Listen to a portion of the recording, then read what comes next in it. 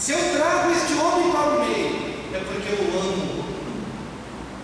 E se eu trago este homem para o meio, é porque eu não quero envergonhá-lo, não quero maltratá-lo, e não quero que ele permaneça na sua atrofia. Se eu trago no meio, é porque eu amo, eu me importo com ele, e também eu tenho algo mais, eu tenho o poder de mudar a realidade dessa atrofia na vida dele.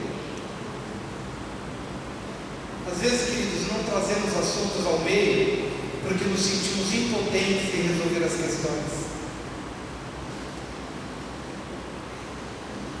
Eu queria chamar o marido a um diálogo com a esposa. Nessa manhã eu quero chamar a mulher ao diálogo com seu marido sem medo. Porque às vezes nós vamos tendo experiências na vida conjugal ou na vida familiar, e podemos nos chatear com algumas coisas, ou podemos nos ferir, e as coisas ficam acumuladas, e temos medo, ou temos vergonha de trazer assuntos para o meio. E o nosso casamento vai ficando meio como que atrofiado, como homem da mão atrofiada. As nossas emoções começam a ficar travadas. Ficamos como que impedidos de fluir na liberdade de Deus. Sabe por quê, queridos?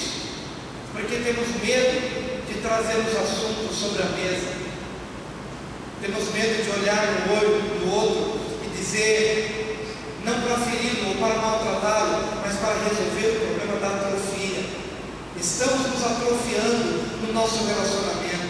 Estamos travando a nossa relação por algum motivo, e a gente precisa ter bastante honestidade um com o outro e franqueza um com o outro para trazer para o meio as questões que estão nos distanciando. Precisamos ter essa coragem para chamar alguns funcionários, precisamos ter essa coragem para chamar alguns colegas para o meio e dizer, vamos discutir um pouquinho, vamos falar sobre coisas que a gente não tem falado, mas que são necessárias e que precisam vir à tona. Porque a nossa tendência natural é deixar o homem da mão atrofiada num canto da sinagoga, e não temos coragem de trazê-lo ao meio. Vamos aceitando a situação do jeito que ela é. Na nossa vida financeira, precisamos ter a coragem de chamar a equipe e dizer, gente, o quadro é esse, somos de fé. Sim, claro, mas nós também precisamos caminhar com sabedoria, e o quadro é esse, o número é esse, pai. E então todo mundo, quando o assunto é trazido ao meio, a graça de Deus age, a unção de Deus se manifesta. Porque nós tivemos a coragem de enfrentar aquele desafio, aquele problema, e então avançamos.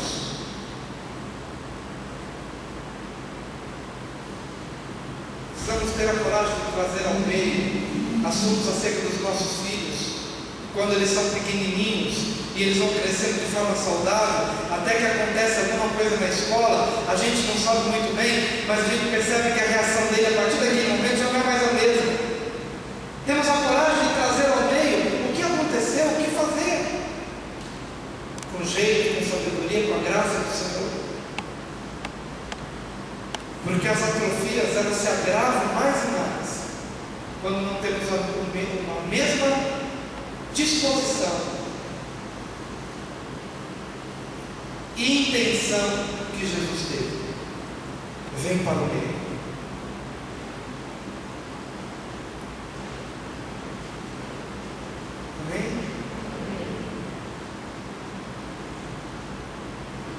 Disse Jesus ao homem da mão ressequida, da mão atrofiada, vem para o meio.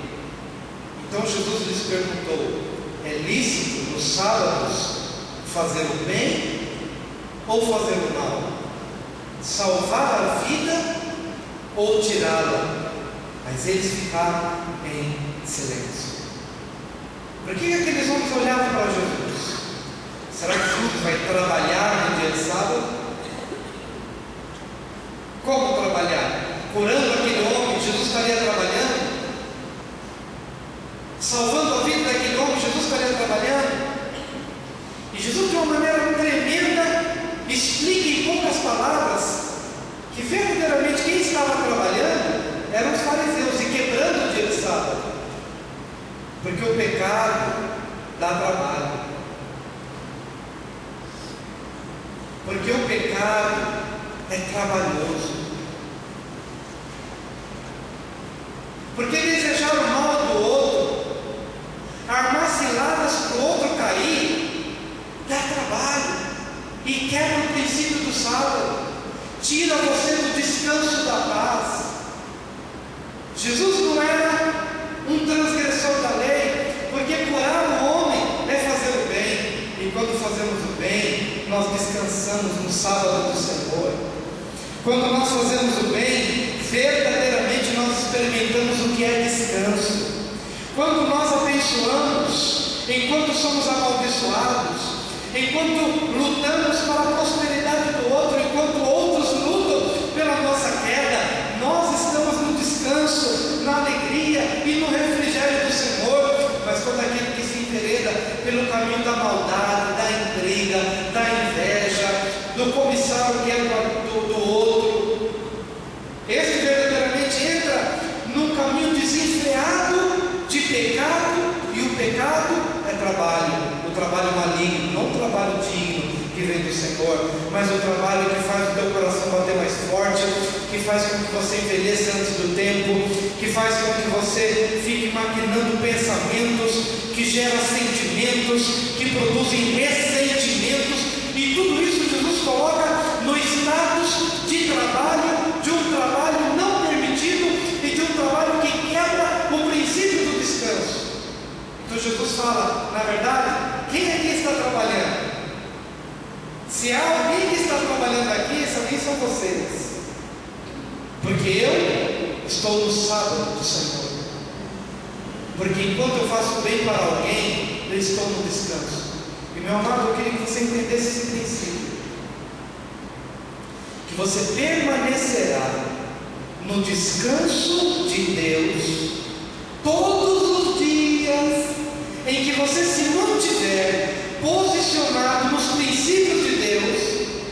Será sábado para você, a segunda será sábado, a terça será sábado, a quarta será sábado, a quinta será sábado, a sexta será sábado, o sábado será sábado e o domingo será sábado. Pastor, mas eu estarei trabalhando, eu estarei com milhares de funcionários à minha disposição. Não se preocupa.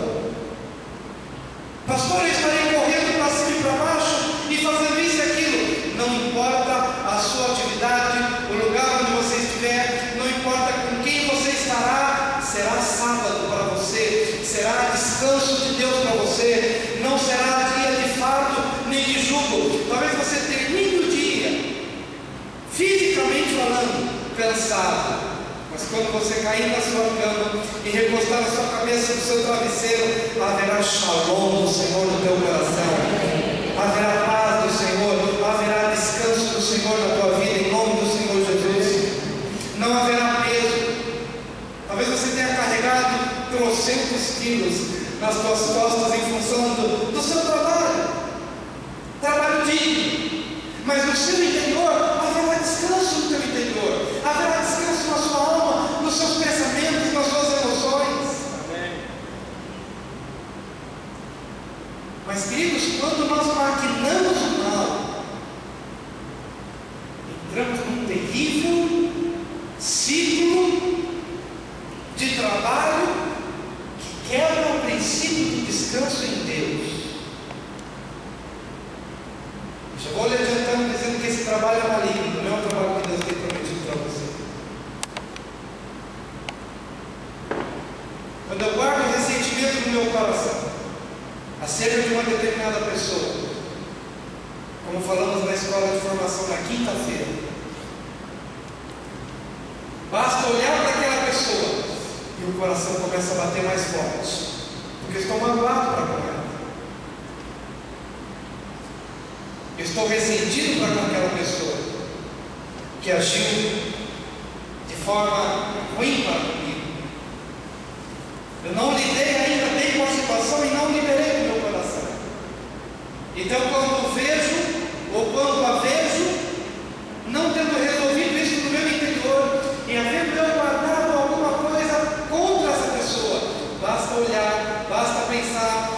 pensando a possibilidade de estar diante dela, meu coração se agita, meus sentimentos entram em ebulição e entro em trabalho.